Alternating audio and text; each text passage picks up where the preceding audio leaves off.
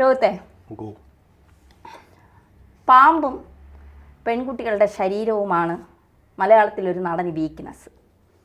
അതായത് ശാരീരികമായും മാനസികമായും ഉപദ്രവിച്ചുവെന്ന് ഒരു പരാതിക്കാരി പരാതി പറയുന്നു. ആ പുള്ളി മുഖാന്തരമാണ് നിവിൻ പോളിയും ബാക്കിയുള്ള 4 പേരെ പരിചയപ്പെട്ടത്. മാനസികമായും ശാരീരികമായും ടോർച്ചർ ചെയ്ത് മണിക്കൂറുകൾക്കകം റിപ്പോർട്ടർ ചാനലൊക്കെ പറഞ്ഞതുപോലെ അതീവ ആത്മവിശ്വാസത്തോടെ രാത്രി 9 മണിക്ക് മാധ്യമങ്ങളെ കാണുന്നു. അമ്മ പറയുന്നു, ധൈര്യമായിരിക്കൂ, എനിക്ക് നിന്നെ വിശ്വാസമാണ്, ആര് കൂടെ ഇല്ലെങ്കിലും ഞാൻ നിയമ പോരാട്ടവുമായി മുന്നോട്ട് പോകും, സത്യം എൻ്റെ ഭാഗത്താണെന്ന് എനിക്ക് നന്നായിട്ടറിയാം. ഈ പറയുന്ന പരാതിക്കാരി എനിക്കറിയില്ല, 6ാം പ്രതിയാണ്, ഒരാളെ മാത്രമേ എനിക്കിതിലറിയാവൂ, മറ്റു പ്രതികളെ ഒന്നും അറിയില്ല. ഇതാണ് കഴിഞ്ഞ ദിവസം നിവിൻ പോളി പറഞ്ഞു വെച്ചത്. നിവിൻ പോളി പറഞ്ഞതൊക്കെ വെള്ളം തൊടാതെ വിഴുങ്ങാൻ കഴിയുമോ? നിവിൻ പോളിയുടെ വിഷയം അവിടെ ഇരിക്കട്ടെ. ഈ കേസിൽ 1ാം പ്രതിയുടെ പേരെന്താ? ശ്രേയ. എവിടെ ശ്രേയയുടെ ഫോട്ടോ? എവിടെ ശ്രേയയുടെ ഫോട്ടോ പുറത്തു വന്നിട്ടില്ല. എന്തുകൊണ്ട് വരുന്നില്ല? 1ാം പ്രതിയുടെ ഫോട്ടോ പുറത്തു വരാതെ 5ാമത്തെയോ 6ാമത്തെയോ പ്രതിയായ ഒരു സിനിമാ നടന്റെ പേരും ഇത്രയും വലിയ പ്രശസ്തിയും പുറത്തു വരുന്നു. അപ്പോൾ ഇതിന്റെ ഗൂഢലക്ഷ്യം ആർക്കാണ്? പരാതിക്കാരിയേക്കാൾ വലിയ ഗൂഢലക്ഷ്യം നടത്തുന്ന ആരാണ്? മാധ്യമങ്ങളാണ്. നിവിൻ പോളിക്കെതിരെ പീഡന ശ്രമം എന്ന് പറഞ്ഞ കേസ് കൊടുക്കുമ്പോൾ, വാർത്ത കൊടുക്കുമ്പോൾ ആ വാർത്തയിലേക്ക് ആളുകൾ ഒഴുകിയെത്തുമെന്ന മഞ്ഞബുദ്ധി, ആ മഞ്ഞബുദ്ധി തന്നെയാണ് മാധ്യമങ്ങളെ ഇതിനെ പ്രേരിപ്പിക്കുന്നത്. സ്വാഭാവികമായിട്ടും ഈ കേസുമായി ബന്ധപ്പെട്ട് ഞാൻ മനസ്സിലാക്കുന്നത് 1.5 മാസം മുമ്പ് എനിക്ക് തോന്നുന്നു കുറുപ്പുംപടിയാണെന്ന് തോന്നുന്നു, ഏതൊരു പോലീസ് സ്റ്റേഷനിൽ ഈ പരാതി ലഭിക്കുകയും ഈ പരാതിയെ തുടർന്ന് നിവിൻ പോളിയെ ഊന്നുകലിൽ ഇദ്ദേഹത്തെ വിളിപ്പിക്കുകയും ഇദ്ദേഹം മൊഴി കൊടുക്കുകയും ചെയ്തതാണ്. പ്രാഥമിക അന്വേഷണത്തിൽ, പോലീസിന്റെ പ്രാഥമിക അന്വേഷണത്തിൽ വ്യക്തമായ തെളിവുകളില്ല എന്ന് പറഞ്ഞുകൊണ്ട് ഈ കേസ് മാറ്റിവെക്കപ്പെട്ടതാണ്. അന്ന് കേസിൽ, അന്നിട്ട് FIR പീഡന ശ്രമമില്ല. അന്ന് ആക്രമണവും മാനസികമായിട്ടുള്ള ടോർച്ചറിങ്ങും മാത്രമാണ്, പീഡനമില്ല. ഇപ്പോൾ എന്തുകൊണ്ടാണ് പീഡനം വരുന്നത്? സ്വാഭാവികമായിട്ടും സിനിമാ മേഖലയിൽ നിന്നുള്ള പ്രമുഖന്മാരായ പലരുടെയും പേരിൽ പീഡന ശ്രമങ്ങൾ ആരോപിച്ചുകൊണ്ട് മുന്നോട്ട് പോകുമ്പോൾ ഈ കേസ് ശ്രദ്ധിക്കപ്പെടുമെന്നും ഈ കേസിൽ എന്തെങ്കിലുമൊക്കെ നടക്കുമെന്ന് പറഞ്ഞുകൊണ്ട് ആരെങ്കിലുമൊക്കെ ബുദ്ധി ഉപദേശിച്ചുകൊണ്ട് ആ പെൺകുട്ടിക്ക്, ഇരയ്ക്ക് അവർ അനുഭവിക്കേണ്ടി വന്നിട്ടുണ്ടെങ്കിൽ നിവിൻ പോളി എന്നല്ല, ഇനി ഏത് മഹാനാണെന്ന് പറഞ്ഞാലും കേസെടുക്കണം, കാര്യങ്ങൾ ചെയ്യണം. പക്ഷെ 1.5 മാസം മുമ്പ് കൊടുത്ത കേസിൽ എന്തുകൊണ്ടാണ് പീഡന ശ്രമം ഇല്ലാത്തത്? നോക്കൂ, 9 മണിക്ക് നിവിൻ പോളി മാധ്യമങ്ങളെ കണ്ടു എന്ന് പറയുന്നു. സന്ധ്യയോടുകൂടി ഈ ന്യൂസ് ബ്രേക്ക് ആവുന്നു. 9 മണിക്ക് മാധ്യമങ്ങളെ കാണും. അദ്ദേഹം വളരെ കോൺഫിഡൻറ്റോടെ വന്നിരുന്നു. അദ്ദേഹം തെറ്റുകാരനല്ലാത്തതോ എന്തോ ആയിക്കൊള്ളട്ടെ, അതിന് ലൈംഗിക പീഡനമാണെങ്കിൽ അല്ലെങ്കിൽ മാനസിക പീഡനമാണെങ്കിൽ, അല്ലെങ്കിൽ ഈ കുട്ടി പറയുന്ന പോലെ 3 ദിവസം കെട്ടിയിട്ട് പീഡിപ്പിക്കപ്പെട്ടു, അല്ലെങ്കിൽ ഈ കുട്ടിയുടെ ഫോൺ കൊണ്ടുപോയി എന്നൊക്കെ പറയുമ്പോൾ സ്വാഭാവികമായും അങ്ങനെ ചെയ്തിട്ടുണ്ടെങ്കിൽ 1ാം നമ്പർ പ്രതി മുതൽ ഈ പറയുന്ന 6ഓ 7ഓ നമ്പർ പ്രതി വരെ ഉള്ളവർ വെളിച്ചത്ത് വരേണ്ടതുണ്ട്. അതിലൊരു നിവിൻ പോളി മാത്രം വന്നാൽ പോരാ. നിവിൻ പോളി വളരെ കോൺഫിഡൻറ്റോടെ വന്നിരുന്നു പറയുമ്പോൾ അദ്ദേഹത്തിൻ്റെ മനസ്സിൽ ഒന്നുകിൽ താൻ തെറ്റുകാരനല്ല എന്ന ഉത്തമ ബോധ്യമായിരിക്കും, അല്ലെങ്കിൽ തനിക്കെതിരെ ഒരു തെളിവുകളുമില്ല എന്നൊരു കുറ്റവാളിയുടെ ആത്മവിശ്വാസമാണെങ്കിൽ ആ പെൺകുട്ടി ആ ഇര പറയുന്നത് പോലെ കെട്ടിയിട്ട് പീഡിപ്പിച്ച സമയത്ത്, താൻ അവിടെ നിന്ന് രക്ഷപ്പെടാൻ ശ്രമിക്കുന്ന സമയത്ത് തൻ്റെ ഫോൺ എടുക്കാതെയാണ്, അതായത് തെളിവുകളുള്ള ഫോൺ എടുക്കാതെയാണ് താൻ വന്നത് എന്ന് ആ പെൺകുട്ടി പറയുന്നുണ്ട്.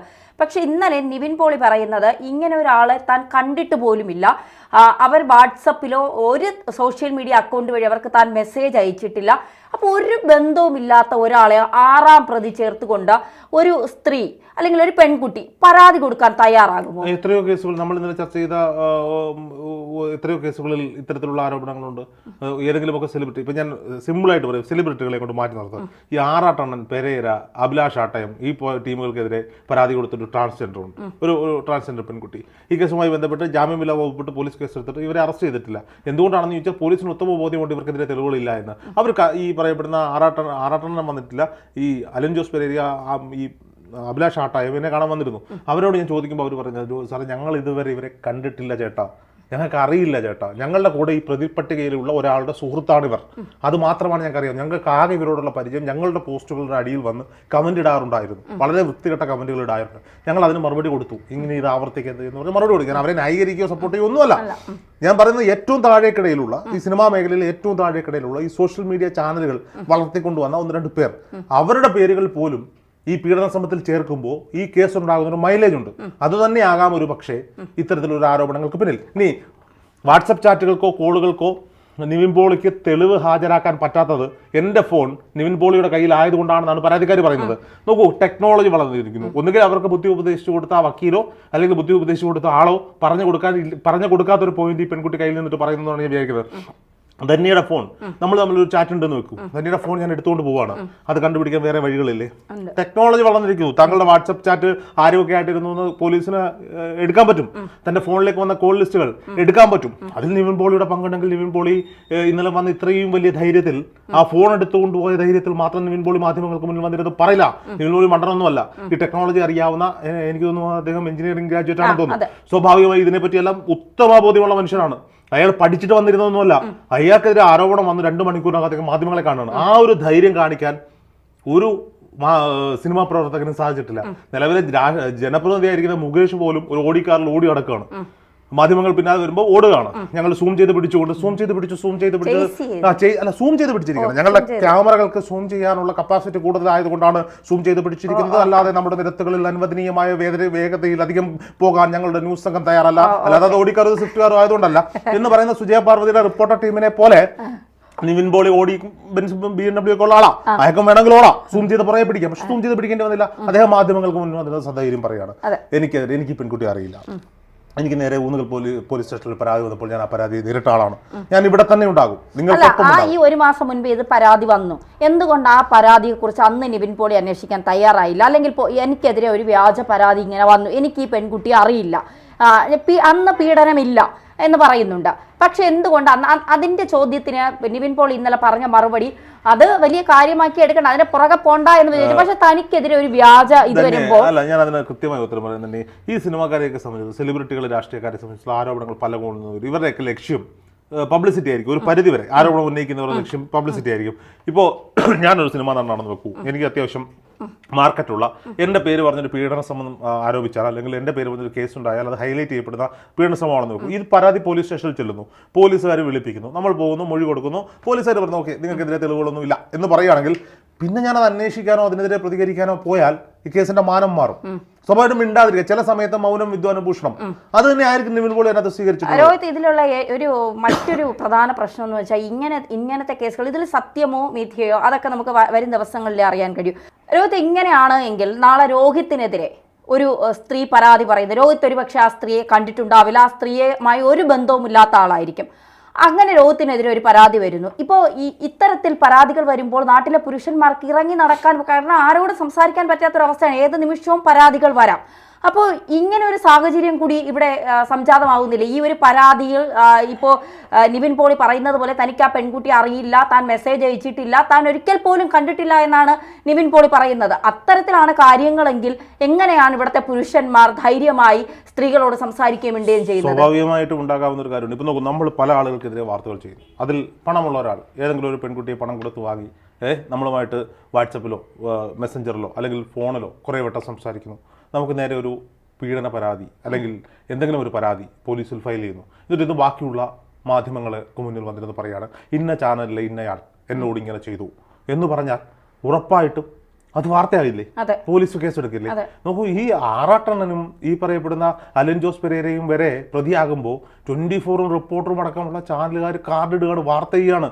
അപ്പൊ സ്വാഭാവികമായിട്ട് ഓൺലൈൻ മാധ്യമ പ്രവർത്തകർ എന്ന നിലയിൽ ഓൺലൈൻ മാധ്യമ പ്രവർത്തകന് നേരെ പീഡന പരാതി എന്ന് പറഞ്ഞ വാർത്ത വരും, സ്വാഭാവികമായിട്ടും വരും. ഇത് ഭയന്ന് തന്നെയാണ് മുന്നോട്ട് പോകുന്നത്. അപ്പോൾ അതുകൊണ്ട് ഇപ്പോൾ നോക്കൂ, നമ്മുടെ ചാനലുകളിലൊക്കെ നമ്മൾ പല ചില നമ്പറുകളൊക്കെ നമ്മളാണ് അറ്റൻഡ് ചെയ്യുക. അപ്പോൾ സ്ത്രീയാണ് സംസാരിക്കുന്നെങ്കിൽ ഇപ്പോൾ ഭയന്നിട്ട് ജസ്റ്റ് ഒന്ന് സംസാരിച്ചിട്ട് ഓഫീസിലുള്ള പെൺകുട്ടികൾക്ക് ഫോൺ കൈമാറുന്ന ഒരു അവസ്ഥയാണ്. ആ ഒരു അവസ്ഥയിലൂടെയാണ് നമ്മൾ മുന്നോട്ട് പോകുന്നത്. ഏത് നിമിഷവും ആർക്കെതിരെയും ആ ഒരു കാലഘട്ടത്തിലൂടെ പോകുന്നു. ഇത് ഭയപ്പെടേണ്ടത് തന്നെയാണ്. നോക്കൂ, നിവിൻ പോളിക്ക് കുടുംബമുണ്ട്. നിവിൻ പോളിക്ക് മാത്രമല്ല, ഈ ആരോപണം ഉന്നയിച്ചിരിക്കുന്ന എല്ലാവർക്കും കുടുംബമുണ്ട്. നിവിൻ പോളിയെ കുറിച്ചൊന്നും ഇത്തരത്തിലൊരു കാര്യങ്ങൾ നമ്മൾ മുന്നേ കേട്ടിട്ടില്ല. അവിടെയാണ് പ്രശ്നം. നോക്കൂ, മുകേഷിന്റെ കാര്യവും ഈ പറയുന്ന ഇടവേള ബാബുവിന്റെ ഒക്കെ കാര്യം പറയുമ്പോൾ ആളുകൾക്ക് സംശയം ഉണ്ടാകാതിരിക്കുന്നത് കാര്യം അവരുടെയൊക്കെ കഥകൾ നമ്മൾ പണ്ടുതൊട്ടേ പലയിടങ്ങളിൽ കേൾക്കുന്നു. അപ്പോൾ നിവിൻ പോളി വളരെ കോൺഫിഡന്റ് ആയി മാധ്യമങ്ങൾക്ക് മുന്നിൽ വരുന്നു. ഇനി അദ്ദേഹത്തിന്റെ അഭിനയമാണെങ്കിൽ അതിന് അവാർഡ് കൊടുക്കേണ്ടിയിരിക്കുന്നു. ഒറ്റയ്ക്ക് വഴിവെട്ടി വന്നവരാണ് നിവിൻ പോളി എന്ന് നിവിൻ പോളി സിനിമയിൽ തന്നെ പറഞ്ഞിട്ടുണ്ട്. അതുകൊണ്ട് തന്നെയാണ് ഒറ്റയ്ക്ക് നേരിടും എന്ന് അദ്ദേഹം പറയുന്നു. ഇപ്പോ ജയസൂര്യക്ക് പോലും നിയമപരമായി ഞാൻ ഇതിനെ നേരിടുമെന്ന് പറയാൻ ദിവസങ്ങൾ എടുക്കേണ്ടി വന്നു. സ്വാഭാവികമായിട്ട് പലരുടെയും അനുഭവങ്ങളിൽ നമുക്കറിയാം. അപ്പോൾ ഇതിൻ്റെയൊക്കെ ആവശ്യം നോക്കൂ, ഈ പെൺകുട്ടി എന്നൊക്കെ പറയുന്നത് ആളുടെ മുഖം വ്യക്തമൊന്നുമല്ല, എന്നാൽ പോലും ഇതിൻ്റെയൊക്കെ ആവശ്യം നിവിൻ പോളി പോലെ സ്റ്റാറായി നിൽക്കുന്ന, ഒരു ദിവസം ഒരു താരരാജാവിൻ്റെ മകനായി ജനിച്ചതുകൊണ്ട് താരരാജാവായ അല്ലെങ്കിൽ താരമായ ആളൊന്നുമല്ല നിവിൻ പോളി. അദ്ദേഹത്തിന് ആളുകളുടെ പ്രേക്ഷകരുടെ മറ്റേ സ്വർണ്ണക്കരണ്ടിയിൽ പാല് ഉറ്റിച്ചു കൊടുത്ത് വളർത്തിയ ആളുമല്ല നിവിൻ പോളി. നിവിൻ പോളിയെ സംബന്ധിച്ചിടത്തോളം അദ്ദേഹത്തിന്റെ കരിയറിൽ ഉണ്ടാകുന്ന ഫ്ലക്ച്വേഷൻസ് ഉണ്ട്. അത് അനുഭവിച്ചുകൊണ്ടിരിക്കുന്ന ഒരു സമയത്താണ് ഇത്തരത്തിലൊരു കേസ് ഉണ്ടായിരിക്കുന്നത് എന്ന് പറയുന്നു. അതൊന്നും നമുക്ക് നല്ല ബുദ്ധിയിൽ അത് വിശ്വസിക്കാൻ പറ്റുന്ന ഒരു സാധനമല്ല. പിന്നീടുള്ള നിവിൻ പോളിയുടെ നീക്കങ്ങൾ, അതുകൊണ്ട് തന്നെയാണ് നിവിൻ പോളി ഇതിനകത്ത് തെറ്റുകാരനായിരിക്കില്ല. മാത്രമല്ല ഈ കേസിലെ ചില ദുരൂഹതകളുണ്ട്. നോക്കൂ, 5ാം പ്രതിയോ 6ാം പ്രതിയോ ആയിരിക്കുന്ന നിവിൻ പോളിയെ മാത്രം ടാർഗറ്റ് ചെയ്യപ്പെടുന്നു. 1ാം പ്രതിയുടെ ഫോട്ടോ എവിടെ? മാധ്യമങ്ങളോടാണ് ചോദ്യം, അല്ലെങ്കിൽ ആ പെൺകുട്ടി പരാതിക്കാരിയോടാണ് ചോദിക്കുന്നത്. 1ാം പ്രതി ആയിരിക്കുന്ന പെൺകുട്ടി 1 മുതൽ 4 വരെയുള്ള പ്രതികളുടെ ഫോട്ടോ നിങ്ങൾ പുറത്തുവിടും, ആരൊക്കെയാണെന്ന് പുറംലോകം അറിയട്ടെ. എന്നിട്ട് നിവിൻ പോളിയെ പറ്റി ചർച്ച ചെയ്യും. അതല്ലേ ധാർമ്മികത? അല്ലാതെ ഇതിനകത്തൊരു സിനിമാ താരത്തിന്റെ പേര് കൊണ്ടുവന്ന് ഈ കേസിനെ സെൻസേഷനിലാക്കി മാറ്റിയിട്ട് ഈ കേസ് കൊണ്ടുവന്ന് ഹൈലൈറ്റ് ചെയ്ത് തനിക്ക് നോക്കൂ, കഴിഞ്ഞ ദിവസം മാതൃഭൂമിയിലാണോ ന്യൂസ് 8-ലാണോ എനിക്ക് ഓർമ്മയില്ല, ഏതോ ഒരു ചാനൽ ചർച്ചയിൽ നിങ്ങളുടെ മുഖം ഞങ്ങൾക്ക് ബ്ലർ ചെയ്ത് മാത്രമേ കാണിക്കാൻ പറ്റുള്ളൂ എന്ന് പറഞ്ഞപ്പോ ഈ പരാതിക്കാരി വേറെ കേസാണ്. പരാതിക്കാരി മൈക്കും വലിച്ചെറിഞ്ഞിട്ട് എഴുന്നേറ്റ് പോവാണ്. റിപ്പോർട്ടർ ചാനലിൽ മൈക്കും വലിച്ചെറിഞ്ഞിട്ട് എഴുന്നേറ്റ് പോവാണ്. നോക്കി എന്തൊരു അവസ്ഥയാണേ. എന്നെ അവൻ പീഡിപ്പിച്ചെന്ന് പറഞ്ഞിട്ട് പബ്ലിസിറ്റി ഉണ്ടാക്കുക. കഴിഞ്ഞ ദിവസം ഞാൻ ഇവിടെ തന്നെ ഇതേ വേദിയിൽ ഇവിടെ ഇരുന്നുകൊണ്ട് ഞാൻ ഈ ചർച്ച പറഞ്ഞതാ. ഒരു പെൺകുട്ടിയുടെ ബൈറ്റ് ഞാൻ കാണുക, പരാതിയാ. ഒരു സംവിധായകന്റെ അടുത്ത് അവസരം ചോദിച്ചു പോകുന്നു, അല്ലെങ്കിൽ അയാൾ വിളിക്കുന്നു, ഇവർ തമ്മിൽ കാണുന്നു, കണ്ടതിന് ശേഷം പരിചയപ്പെടുന്നു, അവരുടെ അസിസ്റ്റന്റ് ഡയറക്ടറായിട്ട് പ്രീ പ്രൊഡക്ഷൻ വർക്ക് ചെയ്യാൻ സമ്മതിക്കുന്നു. അതിനുശേഷം വളരെ സൗഹൃദമായതിനു ശേഷം ഈ ഡയറക്ടർ അയാളുടെ പേഴ്സണൽ ലൈഫിനെ പറ്റി പറയുന്നു. അയാളുടെ ഭാര്യ ദൂരെ എവിടെയോ ആണ്, തങ്ങളുടെ സെക്ഷൽ ലൈഫ് വളരെ മോശമാണ്, അങ്ങനെ ആ രീതിയിലാണ് പറഞ്ഞിരിക്കുന്നത്. നിങ്ങൾക്ക് താല്പര്യമുണ്ടെങ്കിൽ നമുക്ക് ഒരു റിലേഷൻഷിപ്പ് ആരംഭിക്കാം എന്ന് പറഞ്ഞു വെക്കുന്നു. ഇവർക്ക് താല്പര്യമില്ലാത്തതുകൊണ്ട് ഇവളെ ബ്ലോക്ക് ചെയ്യുന്നു, ഇവളൊരു മറുപടിയും പറയുന്നു എന്ന് പറഞ്ഞു. പിന്നീട് ഈ സംവിധായകൻ ഇവളുടെ വഴിക്ക് വന്നിട്ടില്ല. അവള് വന്നിട്ട് ഇപ്പൊ മാധ്യമങ്ങൾക്ക് മുന്നിൽ പറയാണ് അയാൾ അന്ന് അങ്ങനെ ചെയ്തു. നോക്കൂ, അയാൾ എത്രയോ മാന്യമായിട്ടാണ് ഇടപെട്ടിരിക്കുന്നത്. ഈ നാട്ടിൽ ഒരാൾക്ക് ഒരു പെൺകുട്ടിയോട് ഒരു താല്പര്യം തോന്നിയാൽ അത് എക്സ്പ്രസ് ചെയ്യാനുള്ള ഇതില്ലേ, അത് എക്സ്പ്രസ് ചെയ്യുന്ന രീതി അത് ബുദ്ധിമുട്ടുകളാകുമ്പോഴാണ് പെൺകുട്ടിക്ക് പരാതി കൊടുക്കാൻ പറ്റുന്നത്. ഒരാളോടുള്ള ഇഷ്ടം, ഒരു വിവാഹിതനായ ഒരു മനുഷ്യന് വേറൊരു റിലേഷൻഷിപ്പിൽ പോകുന്നത് നാട്ടിൽ നിയമം കൊണ്ട് നിരോധിച്ചിട്ടുണ്ടെങ്കിൽ അത് പ്രശ്നമാണ്. എനിക്ക് ഭാര്യയുണ്ട്, എനിക്ക് മറ്റൊരു പെൺകുട്ടിയോട് ഇഷ്ടം തോന്നുന്നെങ്കിൽ എനിക്ക് ആ പെൺകുട്ടിയോട് തുറന്നു പറയാം. അത് തുറന്നു പറയുമ്പോൾ ആ പെൺകുട്ടിയെ ഞാൻ ബുദ്ധിമുട്ടിക്കാനോ ശല്യപ്പെടുത്താനോ പോയാൽ അത് തെറ്റാണ്. പിന്നെ സദാചാര ബോധത്തോടെ ചിന്തിക്കുമ്പോൾ ഭാര്യയുള്ള ഞാൻ ഈ പറയുന്നത് തെറ്റാണ്. നമ്മളൊക്കെ സദാചാര ബോധത്തോടെ ചിന്തിക്കുന്നതുകൊണ്ട് അത് തെറ്റാണ് എന്ന പ്രശ്നം ഉണ്ടാവും. കാരണം നമുക്ക് നമ്മുടെ കുടുംബത്തിൽ നമ്മുടെ ഭാര്യയാണ് വലുത് എന്നുള്ളതുകൊണ്ട്. അപ്പോൾ സ്വാഭാവികമായി ഉണ്ടാകുന്ന ഇത്തരം സ്നേഹപ്രകടിപ്പിക്കൽ പോലും പീഡനത്തിന്റെ പരിധിയിലേക്ക് കൊണ്ടുവന്നിട്ട് മാധ്യമങ്ങൾക്ക് മുന്നിൽ ആളാകാൻ ശ്രമിക്കണം. ഞാനൊക്കെ ഇവിടെ ജീവിച്ചിരിപ്പോണ്ടേ, ജീവിതത്തിൽ ഞാനൊക്കെ ജീവിച്ചിരുന്നത് എവിടെയെങ്കിലും അടയാളപ്പെടുത്തി പോകണ്ടേ, അത് ഒരു പീഡന പരാതിയിലൂടെ തന്നെ എങ്ങനെയെങ്കിലും അടയാളപ്പെടുത്തി പോകണ്ടേ, എങ്ങനെയെങ്കിലും ഒക്കെ ക്യാമറ, വേറെ ആരും ക്യാമറ വെക്കുന്നില്ല, എന്ത് ചെയ്യാൻ പറ്റും? വേറെ ആരും എനിക്ക് തരാം, ഞാൻ എന്റെ മൊബൈൽ ക്യാമറ വെച്ചിട്ട് റീൽ എടുത്തിട്ട് പോലും ആരും കാണാനില്ലടേ. അപ്പോഴാണ് കോടികൾ മുടക്കിയ വർഷങ്ങളുടെ പാരമ്പര്യമുള്ള മനോരമയുടെ റിപ്പോർട്ടറും ക്യാമറമാരും എന്റെ ഫ്ലാറ്റിൽ വന്ന് എന്റെ വീഡിയോ എടുത്തിട്ട് വാ അടുത്തവൻ വാ. അതിന് ഏത് മാർഗവും സ്വീകരിക്കുന്ന പെൺകുട്ടികളുടെയും കൂടി നാടായി മാറുന്നു കേരളം. ലജ്ജിക്കണം, ലജ്ജിച്ച് തല താഴ്ത്തണം. തീർച്ചയായിട്ടും അത് തന്നെയാണ്. കാരണം നിവിൻ പോളി രൗത്ത് പറഞ്ഞത് വെച്ച് തന്നെ നമുക്ക് അവസാനിപ്പിക്കാം. ഒന്നുകിൽ നിവിൻ പോളി നല്ലൊരു അഭിനേതാവാണെന്ന് വീണ്ടും ഒന്നുകൂടി ഇന്നലെ രാത്രി 9 മണിയോടുകൂടി അദ്ദേഹം തെളിയിച്ചിരിക്കുകയാണ്. അല്ലെങ്കിൽ അദ്ദേഹത്തിന് സത്യസന്ധമായി അദ്ദേഹം ഈ ഒരു പെൺകുട്ടി അദ്ദേഹത്തിന് അറിയില്ല, അദ്ദേഹം ആ പെൺകുട്ടി പറഞ്ഞ കാര്യങ്ങളൊക്കെ പച്ചക്കള്ളമായിരിക്കാം. അതുകൊണ്ട് തന്നെയുള്ള ആത്മവിശ്വാസത്തിലായിരിക്കാം അദ്ദേഹം ധൈര്യമായി വന്ന് മാധ്യമങ്ങളെ കണ്ടത് എന്നുള്ളത് തന്നെയാണ്. എന്തായാലും നാട്ടിലെ ആണുങ്ങളോടാണ് ഒന്ന് സൂക്ഷിച്ചേക്കുക, കഴിവതും സ്ത്രീകളുമായി വലിയ ബന്ധത്തിന് പോവാതിരിക്കുന്നതാണ് നിങ്ങൾക്കൊക്കെ മനസമാധാനത്തോടെ, പ്രത്യേകിച്ച് വിവാഹിതരായവർ. കാരണം അവർക്കാണല്ലോ മറ്റേത് പിന്നെ ആരെയും നമ്മൾ കല്യാണം കഴിച്ചൊന്നും ബാക്കിയുള്ള പെൺകുട്ടികളോട് സംസാരിക്കാൻ പാടില്ലേ? അല്ല, ഇപ്പൊ പാടില്ല. കണ്ടില്ലേ ഓരോ പ്രശ്നങ്ങള്? നിങ്ങൾ സംസാരിക്കോ? ഉറപ്പാണ്. അപ്പൊ രോഹിത്തിനെതിരെ ഒരു പീഡനം ഉടനെ ഉണ്ടാകാൻ സാധ്യതയുണ്ട്. എന്റെ ഭാര്യയ്ക്കും എനിക്ക് ജന്മം തന്ന അച്ഛനും അമ്മയ്ക്കും വിശ്വാസമുള്ളിടത്തോളം കാരണം എനിക്ക് വേറെ ആരെയും വിശ്വസിപ്പിക്കേണ്ട കാര്യം. രോഹിത്തെ, അതിലൊരു പ്രശ്നമുള്ളത് എന്താണെന്ന് വെച്ചാൽ ഇവിടെ ഒരു ഇപ്പൊ 7 വർഷമായി നടിയെ ആക്രമിച്ച കേസ് ദിലീപ് ഇപ്പോഴും ക്രൂശിക്കപ്പെട്ടുകൊണ്ടിരിക്കുകയാണ്. അതിന്റെ സത്യാവസ്ഥ പുറത്തു വന്നിട്ടില്ല. അപ്പോൾ ഈ കേസ് ഇങ്ങനെ നീണ്ടു പോകും തോറും നമ്മൾ ഇങ്ങനെ ഇപ്പൊ 6ാം പ്രതിയാണ്, ജാമ്യമില്ലാ വകുപ്പ് പ്രകാരമാണ് കേസ് എടുത്തിരിക്കുന്നത് നിവിൻ പോളിക്കെതിരെ. ഒന്ന് ആലോചിച്ച് നോക്കാം. അയാൾ ഇതിൽ നിരപരാധിയാണ്. അയാൾക്ക് ഈ പെൺകുട്ടിയെ അറിയില്ല, അയാൾ കണ്ടിട്ടില്ല, അയാൾ സോഷ്യൽ മീഡിയയിൽ സംസാരിച്ചിട്ടില്ല, അയാൾക്ക് ഒരു തരത്തിലുമുള്ള ഒരു ബന്ധം ഈ പെൺകുട്ടിയുമായിട്ടില്ല എങ്കിൽ അയാൾ 6ാം പ്രതിയാണ്. ജാമ്യമില്ലാ വകുപ്പ് പ്രകാരമാണ് അയാൾക്കെതിരെ കേസെടുത്തിരിക്കുന്നത്. അപ്പോൾ ഒരു അവസ്ഥ ഒന്ന് ആലോചിച്ച് നോക്ക്. കേരളം ഇത് എങ്ങോട്ടാണ് പോകുന്നത്? സ്ത്രീകൾക്ക് നിയമത്തിൽ പഴുതുകൾ ഉണ്ട് എന്ന് കരുതിക്കൊണ്ട് അതിനെ മിസ്യൂസ് ചെയ്യുന്ന ഒരു കാലഘട്ടത്തിലൂടെയല്ലേ ഇപ്പൊ സഞ്ചരിക്കുന്നത്. കോടതിയിലിരിക്കുന്ന ജഡ്ജിമാർക്ക് അത്യാവശ്യം വിവരവും ബോധവും പത്രം വായിക്കുന്നവരും ചാനൽ കാണുന്നവരുമാണ്. അവർക്ക് എല്ലാ കാര്യങ്ങളും മനസ്സിലാവും. അവർ അതിനകത്ത് കൃത്യമായ തെളിവുകൾ ചോദിക്കും. ഇതിന്റെ പേരിൽ ഈ കേസുകളൊക്കെ എന്താവും എന്നുള്ളത് നമുക്ക് കണ്ടറിയാം. തീർച്ചയായിട്ടും. അപ്പോൾ നിവിൻ പോളിയുടെ കാര്യത്തിൽ വരും ദിവസങ്ങളിൽ കൂടുതൽ വിവരങ്ങൾ വെളിപ്പെടുത്തേണ്ടി വരുമോ, അതോ നിവിൻ പോളി കൂടുതൽ വിവരങ്ങൾ വെളിപ്പെടുത്തുമോ? കാത്തിരുന്ന് കാണാം.